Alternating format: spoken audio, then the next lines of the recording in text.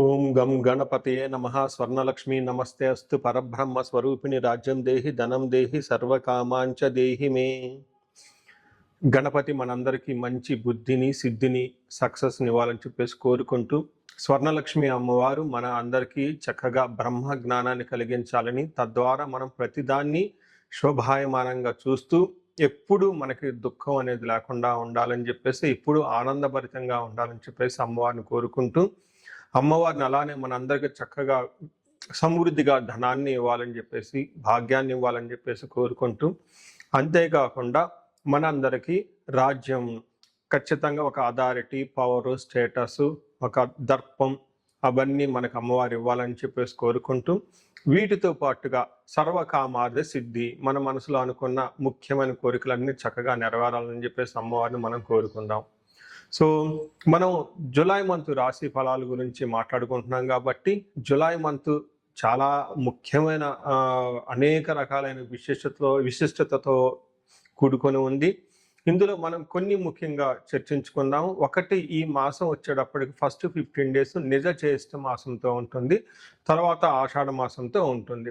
ఈ జ్యేష్ఠ మాసంలో చాలా వరకు పెళ్ళిళ్ళు, ముఖ్యమైన కార్యక్రమాలు ఉన్నాయి. వీటితో పాటుగా ఎప్పుడైతే ఆషాఢ మాసం స్టార్ట్ అవుతుందో, ఇందులో చాలా చాలా ముఖ్యమైన పనులు అయితే ఖచ్చితంగా ఉన్నాయండి. ఒకటి మనం చూసుకుంటే గురుమూఢమి స్టార్ట్ అవుతుంది. ఎప్పుడైతే గురుమూఢం స్టార్ట్ అవుతుందో, ఈ గురుమూఢమి మనకి జూలై 15 నుంచి ఆగస్టు 13 వరకు ఉంది. ఈ డేట్స్లో మనకి వివాహాలు కానివ్వండి, గృహ ప్రవేశాలు లాంటివి శుభకార్యాలు ఎక్కువగా చేయరు. అది ఒకసారి గమనించవలసిందిగా కోరుతున్నాను. వీటితో పాటుగా మనకి ఇంకొక ముఖ్యమైనది ఏమవుతుందంటే, మనకి దక్షిణాయనం స్టార్ట్ అవుతుంది 17వ తారీఖు నుంచి. అక్కడ నుంచి ఇప్పటిదాకా ఉన్న ఉత్తరాయణం కంప్లీట్ అయిపోయి దక్షిణాయనం స్టార్ట్ అవుతుందని గమనించాలి. తర్వాత 25వ తారీఖున మనకి తొలి ఏకాదశి స్టార్ట్ అవుతుంది. దానికి ముందుగా చాతుర్మాస వ్రతం అని చెప్పేసి 4 మాసాలు ముఖ్యమైన మాసాలుగా చాతుర్మాస వ్రతం కూడా ఇందులోనే స్టార్ట్ అవుతుంది. ఇంకొకటి లాస్ట్ అండ్ ఫోర్మోస్ట్ ఇంపార్టెంట్, ఈ నెల 26వ తారీఖు నుంచి ఈ 14వ తారీఖు నుంచి 22వ తారీఖు వరకు మనకి మనకి ఆషాఢ నవరాత్రులు అని చెప్తారు. వీటిని ఏమంటారు? గుప్త నవరాత్రులు అంటారు, లేకుంటే వారాహి నవరాత్రులు అని చెప్పేసి చేస్తూ అంటారు. ఈ నవరాత్రులు కూడా ఎంతో విశిష్టత కలిగి ఉంది. పర్సనల్గా ఈ 9 రోజులు నేను కూడా చక్కగా సింపుల్గా చేస్తాను, పెద్ద పెద్ద హడావుడిగా చేయకుండా. ఇలా చేసుకునే వాళ్ళందరికీ ఎంతో బాగా ఉపయోగకరంగా ఉంటుంది. లాస్ట్లో ఈ మంత్ మనకి గురు పూర్ణిమతో ఈ మాసం అనేది పూర్తి అవుతుంది. ఇన్ని రకాల విశిష్టత కలిగిన ఈ మాసంలో జ్యోతిష శాస్త్రం ప్రకారంగా కూడాను 3 ముఖ్యమైన గ్రహాలు మారుతూ ఉన్నాయన్నమాట. ఆ గ్రహాలు మనం ఏంటో చూసుకుంటే, జూలైలో 4వ తారీఖు, 7వ తారీఖు, 16వ తారీఖు, 21వ తారీఖు, ఇలా జూన్ అంటే 3 గ్రహాలు మారుతున్నాయి. ఈ మారే గ్రహాల్లో శుక్రుడు, బుధుడు, సూర్యుడు గ్రహాలు కూడా ఉన్నాయి. 4వ తారీఖు వచ్చేటప్పటికి శుక్రుడు, బుధుడు వచ్చి 7వ తారీఖు, 16వ తారీఖు సూర్య భగవానుడు మారుతూ ఉన్నారనమాట. ఈ యొక్క 3 గ్రహాల యొక్క ప్రభావం మనకి జూలై మంత్లో ఎలా ఉండబోతుందో మనం తెలుసుకుందాం. మకర రాశి చూసుకుంటే జూలై మంత్లో వీళ్ళకి దాదాపు ఒక 70%, 65 to 70% అనుకూలంగా ఉంది. ఒక 30% ఛాలెంజింగ్గా కూడా ఉందని మీరు గమనించాలి. ఇందులో ఉన్న నక్షత్రాలు చూసుకుంటే ఉత్తరాషాఢ 2, 3, 4 పాదాలు, శ్రవణం 1, 2, 3, 4 పాదాలు, ధనిష్ట 1, 2 పాదాలు అంతా ఈ రాశిలో ఉంటారని గమనించాలి. ఇందులో పేరు బలంలో చూసుకుంటే భో, జా, జీ, జూ, జే, జో, ఖా, గా, గి అన్న లెటర్స్ వాళ్ళ పేరు ఉన్న వాళ్ళు కూడాను ఈ రాశి వస్తుందని గమనించాలి. ముందుగా మనం చెప్పుకున్న ప్రకారం ఇందులో మనకి 4 గ్రహాల యొక్క ప్రభావం మనం మాట్లాడుకోబోతున్నాం కాబట్టి, 7వ స్థానంలో అంటే ఫస్ట్ 15 డేస్ జూలై మంత్ బాగుంటుంది, తర్వాత 15 డేస్ కొంచెం ఛాలెంజింగ్గా ఉంటుంది. 7వ స్థానంలో ఉండటం వల్ల తీర్థయాత్రలు చేసే అవకాశం ఎక్కువగా ఉంటుంది. కుజుని వల్ల అర్ధనాశనం చేసే అవకాశం ఎక్కువగా ఉంటుంది. బుధుని వల్ల విజయము, శుక్రుని వల్ల సంపదలు వచ్చే అవకాశం ఉంటుందని గమనించుకోవాలి. సో ఏ ప్రకారంగా చూసుకున్నా కానీ వీళ్ళకి ఒక 70% చాలా అనుకూలంగా ఉందని గమనించాలి. వీళ్ళకి 7వ స్థానంలో సూర్యుడు సంచారం చేయబోవటంతో ఎలా ఉంటుందంటే, సామంత జన విద్వేష దారాపీడ సుతామయం ఉత్సాహ భంగకారిణి గోచారస్తే సప్తమే రవి. అంటే ఎప్పుడైతే సూర్యుడు 7వ స్థానంలో వీళ్ళకి సంచారం చేస్తూ ఉంటారో, సామంత జన విద్వేష, మీ కింద ఉన్న ఎంప్లాయీస్ మీ మాట వినేవాళ్ళు చాలా తక్కువ మంది ఉంటారు. మిమ్మల్ని ద్వేషించే వాళ్ళు కూడా ఎక్కువగా ఉంటారు. ధారాపీడ సుతామయం, భార్యకి అనారోగ్యం ఉంటుంది. సుతామయం అంటే సంతానానికి కూడా అనారోగ్యం కలిగే అవకాశం ఎక్కువగా ఉంటుంది. వీటన్నిటికంటే కూడా ఉత్సాహ భంగకారిణి, ఇది మోస్ట్ ఇంపార్టెంట్. మీరు ఏదైనా ఎనర్జెటిక్గా, ఉత్సాహంగా, చక్కగా పనిచేస్తూ ఉంటే అందులో మిమ్మల్ని ఆటంకాలు పరిచే వాళ్ళు ఎక్కువగా ఉంటారు. మీ యొక్క కింద సపోర్టింగ్ స్టాఫ్ ఎవరైతే ఉంటారో వాళ్ళు మీకు అంత పెద్ద సపోర్ట్ ఎవరు అని గమనించాలి. ఓవరాల్గా చూసుకుంటే కొంచెం టైర్డ్గా, డిసీజ్ వచ్చే ఉండే అవకాశం ఉంటుంది. అంటే ఇక్కడ సూర్యుడు చూసుకుంటే మీరు ఉత్సాహంగా ఏదైనా పని చేస్తుంటే అందులో ఆటంకాలు కలిగించే విధంగా ఉన్నారని గమనించాలి. అయితే 5వ స్థానంలో కుజుడు ఉండటం అంత మంచిది కాదు అని చెప్తారు జ్యోతిష శాస్త్రంలో. 5వ స్థానంలో ఎప్పుడైతే కుజుడు ఉంటారో మనకి దేహ జాడ్యం, సంతాపం, కాలాతిక్రమణ భోజనం, దురితం కర్మలాభాచ, భౌమే పంచమే సంయుతే అంటారు. అంటే ఇందులో దేహ జాడ్యం, శారీరకంగా అనారోగ్యం కలిగే అవకాశం ఉంటుంది. సంతాప కాలతిక్రమణ భోజనం అంటే శారీరకంగా చాలా బాడీ హీట్ చేసే అవకాశం ఎక్కువగా ఉంటుంది. అకాలానికి భోజనం చేసే అవకాశం ఉంటుంది. పాప పనులు చేయాలని ఒక ఆలోచన వస్తుంది. మంచి ఉద్దేశంతో ఏదైనా పని చేస్తే సరిగ్గా రిజల్ట్ రాదు. ఇక్కడ కొంచెం శరీరానికి గాయాలయ్యే అవకాశం కూడా శరీరానికి గాయాలయ్యే అవకాశం కూడా ఎక్కువగా ఉందని గమనించాలి. అంటే ఇక్కడ సూర్యుడు ప్లస్ కుజుడు ఇద్దరు కొంచెం ఇబ్బంది పెట్టే విధంగా ఉన్నారు. మెయిన్ హెల్త్ రిలేటెడ్, రెండోది ఇంటర్పర్సనల్ స్కిల్స్ కొంచెం ఎక్కువగా మెయింటైన్ చేసుకుంటే సరిపోతుంది. ఎక్కువగా ఎక్స్పెక్టేషన్స్ లేకుండా ఉంటే బాగుంటుంది.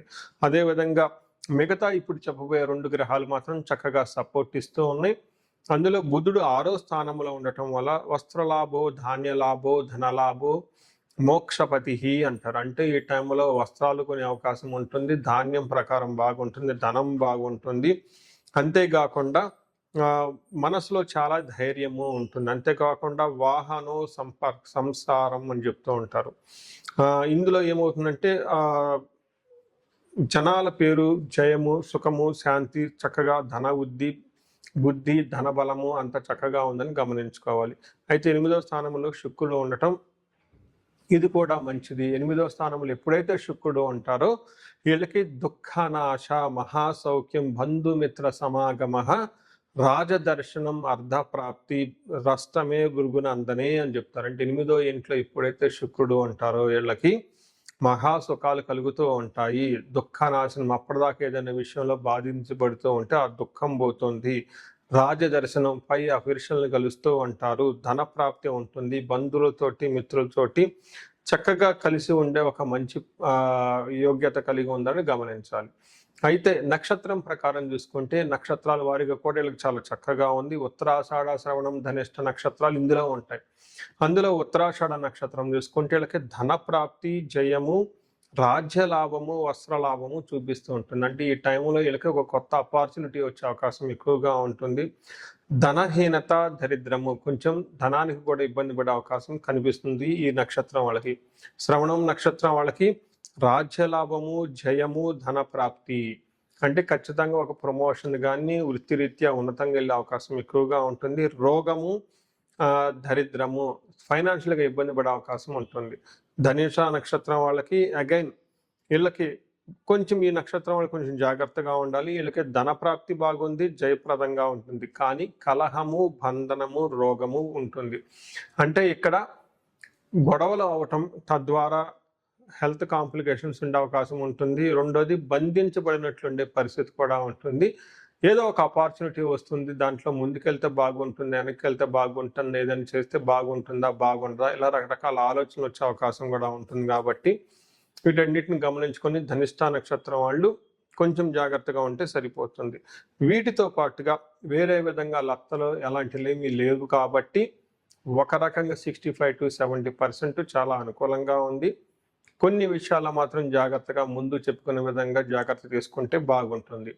ఈ రాశి వాళ్ళు పరిహారం కింద విష్ణు ఆలయాలు దర్శించడం చాలా చాలా ఇంపార్టెంట్.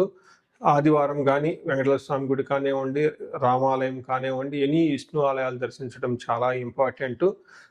వీలైతే అనంత పద్మనాభ స్వామి ఎక్కడైనా కనుక ఉంటే దర్శనం చేసుకుంటే మీకు బాగా కలిసి వస్తుంది. ఈ రాశి వాళ్ళకి సూర్య నమస్కారాలు చేయటము, ఆదిత్య హృదయ స్తోత్రం చదవటము, తర్వాత కుజుడికి సంబంధించి క్షేత్ర పాలకులు అంటే మనకి నాగుల కట్ట అంటారన్నమాట. జంట నాగులు ఉంటాయి మనకి, మర్రి చెట్టు కింద, రావి చెట్టు కింద. ఇట్లాంటి వాటికి మీరు అభిషేకాలు చేసిన, పూజ చేసిన చక్కగా కలిసి వచ్చే అవకాశం ఎక్కువగా ఉంటుంది. ఈ రాశి వారికి అష్టైశ్వర్యాలు కలగాలని చెప్పేసి నేను కోరుకుంటున్నాను. పరిహారాల్లో భాగంగా ఈ రాశి వాళ్ళు ముఖ్యంగా నేనేం చెప్తానంటేనండి, ఇది గోచార రీత్యం అంటే గోచార ఫలితాలు అని చెప్తూ ఉంటారు. అయితే మీ ఇండివిడ్యువల్ యొక్క జన్మరాశిలో చూడటం కూడా చాలా ఇంపార్టెంట్. ఈ గోచార రీత్యాలతో పాటు మీకు ఇండివిడ్యువల్గా ఉన్న దశాభుక్తి ఏంటి, ఏమైనా శాపాలు ఉన్నాయి, ఏమైనా గ్రహ దోషాలు ఉన్నాయి, జ్యోతిష శాస్త్రంలో ప్రకారం ఎనాలిసిస్ చేసుకోవడం చాలా ఇంపార్టెంట్. ముఖ్యంగా ఎవరికైతే ఏజ్ 40 years ±5 years ఉంటుంది, అంటే 35 to 45 years ఏజ్ ఉండి మధ్యలో మీకు ఎక్కడైనా కనుక కెరీర్లో గ్యాప్ వచ్చినా, లేదంటే అనుకున్న పనులు కాకపోతున్నా, మధ్యలో స్టాగ్నేటెడ్గా అనిపించినా, లేదంటే ఏదైనా ఒక గందరగోళమైన పరిస్థితి, కయోటిక్ పరిస్థితుల్లో మీరు ఇన్వాల్వ్ అయ్యారు, తెలవకుండా అవుట్ ఆఫ్ యువర్ కంట్రోల్ వెళ్తూ ఉంది అనుకుంటే ఖచ్చితంగా మీ జన్మ జాతకం చూపించుకోవడం చాలా చాలా ఇంపార్టెంట్. ఎందుకు అంటే మనకు మోడర్న్ సైకాలజీలో, మోడర్న్ సైన్స్లో ఇది మిడ్ లైఫ్ క్రైసిస్ అంటారు. కానీ జ్యోతిష శాస్త్రం దీనికి చాలా విధాలైన పరిష్కారాలను చూపిస్తుంది. ఈ టైంలో 2 ముఖ్యమైన విషయాలు జరుగుతూ ఉంటుంది. అలా మీ గ్రోత్ కనుక ఆగిపోయి ఉంటే, ఫస్ట్ మీకేమైనా శాపాలు ఉన్నాయా, ఆ శాపాలు ఈ టైంలో యాక్టివేట్ అయ్యా అని చూసుకోవాలి. రెండోది, ఈ టైంలో మీకు నడుస్తున్న దశాభుక్తుల యొక్క గ్రహాల యొక్క ఏమైనా దోషాలు ఉన్నాయా, ఈ 2 కారణాలు ఏంటో తెలుసుకొని వాటికి సంబంధించిన విశ్లేషణ చేసుకొని చక్కటి పరిష్కారాలు చేసుకొని పరిహారాలు చేసుకుంటే లైఫ్ 10 అంతలు ముందుకెళ్ళే అవకాశం ఎక్కువగా ఉంటుంది. నా దగ్గరకు వచ్చే క్లయింట్స్లో ఎక్కువగా ధనానికి ఇబ్బంది పడుతున్న వాళ్ళు స్వర్ణలక్ష్మి విశేష హోమం చేయించుకుంటూ ఉంటారు. శత్రు బాధలు విపరీతంగా ఉన్నవాళ్ళు మనకు వచ్చేటప్పుడు చండీ హోమం చేయించుకుంటూ ఉంటారు. వీటితో పాటుగా ఎవరికైనా హెల్త్ బాగలేకపోతుంటే ఆయుష్ సూక్త్యం, మహామృత్యుంజయ హోమం చేయించుకుంటూ ఉంటారు. భార్యాభర్తల కోసం అన్యోన్య దాంపత్య పాశుపత అభిషేకము లేదా విశ్వావసు గంధర్వరాజ హోమము, ఇవన్నీ చక్కగా చేయించుకుంటూ ఉంటారు. ఎలాంటి పరిస్థితులు మీకున్నా, ఎలాంటి సమస్యలు మీకున్నా, లేదంటే ఎలాంటి క్లారిఫికేషన్ మీకు కావాలనుకున్నా కానీ, ఫ్యూచర్ గురించి ప్లాన్స్లో కన్ఫ్యూజన్ ఉన్నా కానీ, ఒక్కసారి మీ జన్మ జాతకం చూపించుకొని ఆ జాతకంలో ఏ ప్రకారంగా ఉందని తెలుసుకొని చక్కటి పరిష్కారాలు చేసుకుంటే లైఫ్ అనేది 10 అంతలు ముందుకెళ్ళే అవకాశం ఉంటుంది. మీ అందరికి అష్టైశ్వర్యాలు కలగాలని, భోగభాగ్యాలు కలగాలని చెప్పేసి నేను కోరుకుంటున్నాను. నమస్తే. ఇది అన్ని 12 రాసులకు వేసేసేయండి.